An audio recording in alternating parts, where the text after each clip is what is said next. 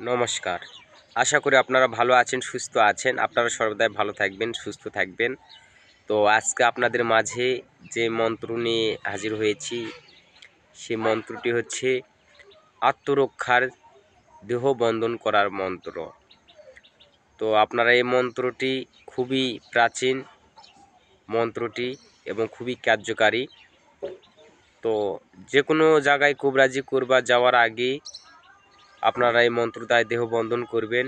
শ্মশানে যান বা গোরস্থানে যান বা যেখানেই আপনারা যান না কেন কবিরাজি করার জন্য, আপনারা সর্বপ্রথম আগে এই মন্ত্র দ্বারাই দেহ বন্ধন করে আপনারা বাড়ি থেকে পায়ে ধাপ ফেলাবেন।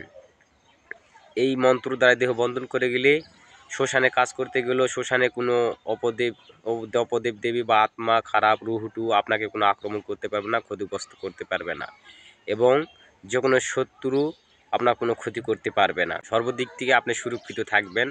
তো অবশ্যই মন্ত্র দ্বারা আপনার দেহ বন্ধন করে যে কোনো কাজকর্ম করবেন।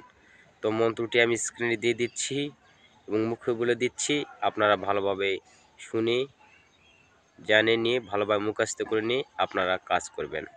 তো আপনারা ভালো থাকুন, সুস্থ থাকুন। দেখা হচ্ছে আবার কোনো নতুন ভিডিওতে। নমস্কার।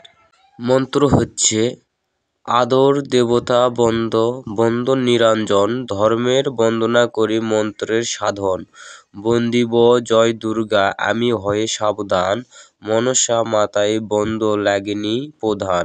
শিক্ষা দীক্ষা গুরু বন্দ ব্রহ্মার চরণ, যা হতে দেখিলাম আমি মরত তবন।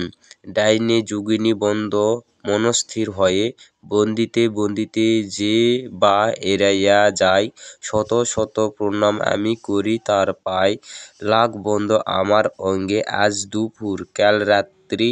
7 দিন 7 রাত থাকো এই বন্ধ আমার অঙ্গে শীঘ্রই লাগো 3 বার।